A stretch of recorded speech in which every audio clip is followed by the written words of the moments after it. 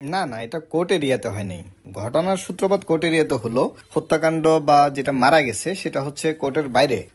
Court Bangladesh bank থেকে যে রাস্তাটা নামছে সেটা দিয়ে রাস্তার ওই পারে গিয়ে রঙ্গম সিনেমার ওই দিক দিয়ে মেতরপুটের এখানে, যেটাকে আমরা রঙ্গম সিনেমার পিছন সাইড বলি আর কি। ঠিক আছে, আসলে এখানে দাঙ্গা হাঙ্গামা কোনো বিষয় না। বিষয়টা হচ্ছে সনাতন ধর্মাবলম্বীদের ধর্মীয় গুরু চিন্ময় প্রভু সাহেবকে আজকে কোর্টে আনবে। সকাল থেকেই বিভিন্ন সনাতন ধর্মাবলম্বী যারা সাধারণ মানুষজন আছেন ওনারা কোর্ট এরিয়াতে জড়ো হচ্ছিলেন।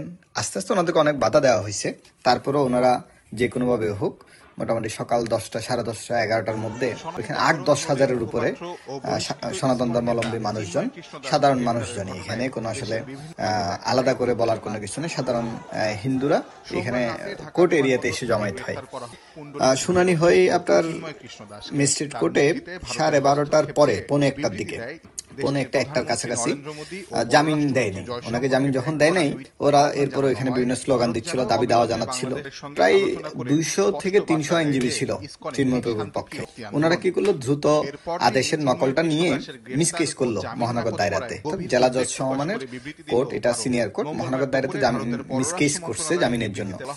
তখন এটা 2টার দিকে একবার শুনানি হওয়ার কথা ছিল, পরবর্তীতে বললো 2:30টার দিকে হইতে পারে।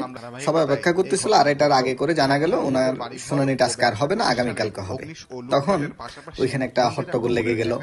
যারা হিন্দু ভাই বোন বা মানুষজন যারা আসছে ওনারা এখানে কান্নাকাটি করতেছিল, স্লোগান দিচ্ছিল, ওনারা রাস্তায় শুয়ে যাচ্ছে, ওনাদের গুরুকে নিতে দিবে না। এটা ওনারা আসলে ওনার প্রতি একটা ইমোশনালি কানেক্টেড।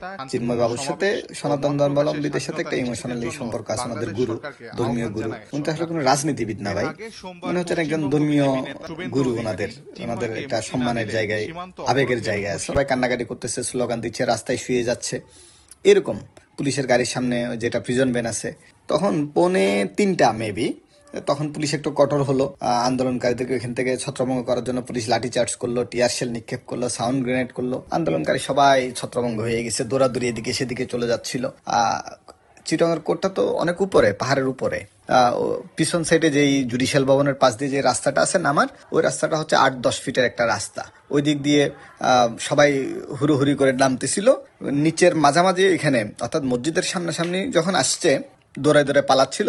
মসজিদের এখান থেকে কিছু বিএনপি পন্থী আইনজীবী, শিক্ষানবিশ আইনজীবী, কিছু বহিরাগত বিএনপি জামাতের লোকজন এনে ওইখান থেকে ওরাও ওইখানে নিচেও আবার ছিল, ইবিপিএন আর বিজিবির মানুষজন ছিল, লোকজন ছিল, কর্মকর্তারা ছিল। ওনারাও এখান থেকে এদেরকে ধাওয়া দিচ্ছে। বিএনপি পন্থী আইনজীবী সহ বিএনপির মানুষজন যাদেরকে জড়ো করছে তারা ওইখান থেকে পাথর নিক্ষেপ করতেছিল এই আন্দোলনকারীদেরকে। ওইখান থেকে আন্দোলনকারীরাও কিছু কিছু, এখানে তো 8-10 হাজারের মধ্যে না হয় 100 জন দাঁড়াইছে, 100 জন দাঁড়াই পাল্টা পাথর নিক্ষেপ করতেছে ইয়াদেরকে, বিএনপি আইনজীবীদেরকে। দুপক্ষের অনেকজনের মাথা টাথা ফেটে গেছে পাথর পরে। এখান থেকে 2-1টা পাথর হয়তো বা মসজিদের দেওয়ালে গিয়ে লাগতে পারে। যদিও মসজিদটা হচ্ছে 3 তলায়, মসজিদ কিন্তু নিচে না, মসজিদ হচ্ছে 3 তলায়, নিচে 2 ফ্লোর হচ্ছে মার্কেট, যেটাকে মসজিদ মার্কেট বলা হয়। ঠিক আছে, মসজিদ মার্কেটের একটা গ্লাসে বা 2টা গ্লাসে পাথর লেগে গ্লাস ভেঙে গেছে। এটাকে আবার ওরা ইস্যু বানাইলো। যদিও মসজিদ মার্কেটে গ্লাস ভাঙছে, তারপর আমি ধরে নিলাম মসজিদের গ্লাস ভাঙছে। এখন ভাই একটা বিষয় শুনতে কিরকম লাগে, হিন্দুরা ইসকন আমাদের মসজিদে হামলা করে মসজিদ ভেঙে ফেলছে, অথচ ভাঙছে একটা গ্লাস বা 2টা গ্লাস। পাথর নিক্ষেপে কোনো হামলা বলতো এমন কোনো হামলা না, মসজিদেও হামলা না। ঠিক আছে, কিন্তু বিএনপি জামাত এটাকে এমন ভাবে অপপ্রচার চালালো, মসজিদে যেন হামলা করে মসজিদ ঘুরাই ফেলছে, এরকম একটা হাইপ তুলে পালিয়ে যাচ্ছে এরকম আন্দোলনকারীদেরকে ওরা ধাওয়া করতেছে, মারধর করতেছে। ওরা কি করলো, এখানে আরো অনেকে সুসংগঠিত হয়ে অলরেডি কোর্ট প্রেমিসিসের বাইরে চলে আসছে আন্দোলনকারীরা। ওরা এসে কেউ জেলা পরিষদ মার্কেটের সামনে, কেউ রঙ্গন সিনেমার মুখে, কেউ কোতোয়ালির মোড়ে, কেউ বাংলাদেশ ব্যাংকের মোড়ে, ওরকম ওরা এখানে বিভিন্ন জায়গায় পয়েন্টে পয়েন্টে দাঁড়ায় আছে। এখান থেকে ওরা দল বেঁধে ওদেরকে আবার ধাওয়া দিল, ধাওয়া দিয়ে ছত্রভঙ্গ করে দিল। কেউ এদিকে ঢুকে গেছে, কেউ ওইদিকে পালাই গেছে। তো কিছু আইনজীবী রঙ্গম সিনেমার ওই গল্লিতে ঢুকে এখানে কিছু আন্দোলনকারীকে ধাওয়া দিছে।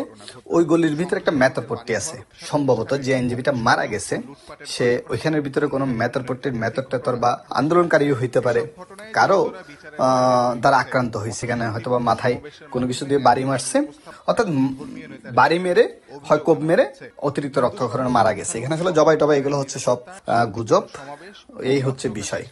আবার এটা মেথররা মারছে নাকি আন্দোলনকারীরা মারছে নাকি তৃতীয় কোনো পক্ষ মেটিকুলাস ডিজাইনের অংশ হিসেবে, এই যে সনাতনীরা হিন্দুরা যে বিভিন্ন জায়গায় আন্দোলন সংগ্রাম করতেছে, এই আন্দোলনগুলোকে প্রশ্নবিদ্ধ করার জন্য, দমন করার জন্য, বন্ধ করার জন্য কোনো তৃতীয় পক্ষ কাউকে দিয়ে মেটিকুলাস ডিজাইন করে ওনাকে হত্যা করছে কিনা সেটাও এখনো ক্লিয়ার না, বাট মারা গেছে, তবে জবাই করে না। ঠিক আছে, এই হচ্ছে বিষয়। তবে একটা মসজিদের গ্লাস ভাঙছে, তাও তোমরা মসজিদের গোড়ায় দাঁড়াই পাথর মারতেছো, ওরাও পাথর মারতেছে, একটা দুইটা পাথর এসে মসজিদের দেওয়ালে লাগছে, গ্লাসে লাগছে, ভেঙে গেছে। তোমরা মারামারি করে পুরো বাইতুল মোকাররম ভেঙে ফেলতেছো, সমস্যা হয় না। বাইতুল মোকাররম জ্বালাই দিচ্ছ, সমস্যা হয় না। জোতা মারতেছো মসজিদের মধ্যে, সমস্যা হয় না। এগুলো ইস্যু বানানো ভালো না। আসলে সনাতন ধর্মাবলম্বীরা এমনিতেই টেনশনে আছে, ওদেরকে নিরাপত্তা দেওয়া উচিত। আমাদের সকল মুসলমান ভাইদের ইমানই দায়িত্ব ওদের হেফাজত করা, নিরাপত্তা দেওয়া। বিভিন্ন মিথ্যা গুজব রটিয়ে ওদের উপর হামলা টামলা করা, এগুলো আসলে কোনোভাবেই উচিত না। এটাকে আমি একজন সচেতন মানুষ হিসেবে সমর্থন করি না। কেউ ক্ষমতায় যাওয়ার জন্য হত্যা করাবে, কেউ ক্ষমতা ধরে রাখার জন্য হত্যা করাবে, কেউ ক্ষমতা পাকাপোক্ত করার জন্য হত্যা করাবে, এগুলো তবে উচিত না। এটা তো কোনোভাবে সমর্থনযোগ্য না। এত মাস্টার মাইন্ড, এত মাস্টারপিস, এত মেটিকুলাস ডিজাইন, এগুলো উচিত না ভাই। জনগণের সাথে তামাশা করা কোনোভাবেই উচিত না। ওই আইনজীবী, তাকে কে হত্যা করছে এখনো ক্লিয়ার না। কে আন্দোলনকারীরা হত্যা করছে, না মেথররা হত্যা করছে, না তৃতীয় পক্ষ মেটিকুলাস ডিজাইন করে সনাতন ধর্মাবলম্বীদের আন্দোলন সারা বাংলাদেশ ব্যাপী যে বিভিন্ন দাবি দাওয়া, এগুলো যেন দমন করা যায়, তার অংশ হিসেবে এটা হত্যা হয়েছে বুঝতেছি না। কিন্তু একজন মায়ের বুক তো খালি হয়েছে, ওর একটা নিষ্পাপ শিশু আছে, মানে ভাবতেও খারাপ লাগতেছে। ওর একটা ১.৫ বছরের একটা নিষ্পাপ শিশু এতিম হয়ে গেল। দুনিয়াতে বাবা কি জিনিস বুঝার আগে এতিম হয়ে গেছে। ঠিক আছে, তার অপরাধ হচ্ছে আন্দোলনকারীরা যদি কোনো ধরনের অহিংস কোনো কিছু করে, পুলিশ আছে, বিজিবি আছে, সেনাবাহিনী আছে, ইবিপিএন আছে, তোর কাজ কি? তুই কেন তাদেরকে প্রতিরোধ করতে যাবি? তুই কেন তাদেরকে ধাওয়া দিবি? ঠিক আছে, ধাওয়া দিছস, কোর্ট টেরিটরি পর্যন্ত থাকতি, কোর্টের বাইরে পর্যন্ত গিয়ে ওদেরকে মারার দরকার কি? মারতে গিয়ে তখন নিজে মরে গেলি, নিজের সন্তানকে এতিম করলি, নিজের মায়ের বুক খালি করলি, কি লাভ হলো? এই যে রাজনীতি করতে গিয়ে যে জীবনটা দিয়ে দিলি, কি লাভ হইলো? আমি বুঝতেছি না। আমি সরকারের কাছে দাবি জানাচ্ছি, এই আইনজীবীকে কারা হত্যা করছে, কি আন্দোলনকারী হত্যা করছে নাকি মেথররা হত্যা করছে, যেহেতু এখানে মেথর পট্টি, সেখানে কিছু উচ্ছৃঙ্খল ছেলেপুলে আছে, তারা হত্যা করছে, নাকি তৃতীয় কোনো পক্ষ হত্যা করছে, নাকি মেটিকুলাস ডিজাইনের কোনো অংশ সারা দেশব্যাপী হিন্দুদের যেসব আন্দোলন সংগ্রাম চলতেছে সেগুলোকে দমন করার জন্য, প্রশ্নবিদ্ধ করার জন্য, এটা তদন্ত করে জনসম্মুখে প্রকাশ করা হোক। এই বিষয়টা জানা অতীব জরুরি। কারা এমন দুঃসাহস দেখাচ্ছে, কারা হত্যা করলো। আর আপনারা যদি, আপনাদের কাছে আমাদের চাওয়া পাওয়া তেমন কিছু নাই, প্রত্যাশা এখন আর কোনো কিছুই নাই। প্রত্যাশাটা হচ্ছে আমাদের নিরাপত্তা দিন, সাধারণ মানুষের জীবনের নিরাপত্তা দিন, স্বাভাবিক মৃত্যুর গ্যারান্টি দিন। দেশে আইন শৃঙ্খলা নাই, আইন আদালত নাই, কোর্ট কাছারি নাই, দ্রব্যমূল্যের ঊর্ধ্বগতি, ব্যাংকিং খাত ধ্বংস হয়ে গেছে, বেকারত্ব, শিক্ষা প্রতিষ্ঠান ধ্বংস হয়ে গেছে, সবকিছু আমরা মেনে নিচ্ছি। আইন শৃঙ্খলাটা একটু ঠিক করে দেন, আমাদের স্বাভাবিক মৃত্যুর গ্যারান্টিটা দেন, স্বাভাবিক মৃত্যুর স্বাধীনতা দেন। আমরা যেন অন্তঘাতে প্রত্যাঘাতে যেন মারা না যাই, আমার সন্তানরা যেন হুট করে এতিম হয়ে না যায়, অতটুকু নিশ্চয়তা দেন।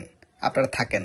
দ্রব্যমূল্যের দাম দ্বিগুণের চেয়েও বেড়ে গেছে, আপত্তি জানাচ্ছি না, আমরা মেনে নিচ্ছি। প্রয়োজনে একবেলা খাবো, একবেলা উপোস করব, কোনো সমস্যা নাই, রোজা রাখবো, আমরা কিচ্ছু বলবো না, কিন্তু শান্তি শৃঙ্খলা দেন, আইন শৃঙ্খলাটা একটু নিয়ন্ত্রণ করেন।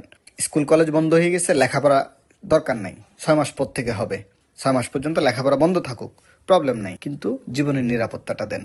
এই যে 10-10টা ছেলে কলেজে মারা গেল গতকালকে আন্দোলন করতে গিয়ে, নিজেরা মারামারি করে, এগুলো একটু প্লিজ বন্ধ করেন। একটু নিরাপত্তা চাচ্ছি আপনাদের কাছে, আর কিচ্ছু না। আমরা সাধারণ মানুষ, আপনাদের কাছে শুধু একটু নিরাপত্তা চাচ্ছি। দ্রব্যমূল্যের দাম বেড়ে যাক, সমস্যা নেই, খাইতে না পারলে একবেলা খাবো, নিরাপত্তা দেন, একটু স্বাভাবিক মৃত্যুর গ্যারান্টি দেন দয়া করে। আর আপনারা না পারলে আল্লাহর হস্তে সেনাবাহিনীকে ক্ষমতাটা বুঝাই দেন। সেনাবাহিনীর উপরে এখনো আমাদের আস্থা আছে। সেনাবাহিনী চেষ্টা করলে কিছুটা হলো শান্তি শৃঙ্খলা দেশে ফিরবে, ওনাদেরকে দায়িত্ব দিয়ে দেন। সরকার এইরকম সরকার থাকাচ্ছে না থাকায় ভালো, সেনাবাহিনীকে দিয়ে দেন, সেনাবাহিনীর দেশ চালাক। যুগে যুগে সেনাবাহিনী অনেকবার বাংলাদেশ পরিচালনা করছে, আপনারা ওনাদেরকে দিয়ে দেন, ওনারা চালাক। অশান্তিতে যেহেতু থাকতে হচ্ছে, ওনাদের মাধ্যমে থাকি। আল্লাহর হস্তে হয় শান্তি শৃঙ্খলা ফিরে আনেন, স্বাভাবিক মৃত্যুর গ্যারান্টি দেন, না হয় সেনাবাহিনীর হাতে ক্ষমতা দিয়ে দেন, আমরা সেনাবাহিনীর আন্ডারে থাকবো।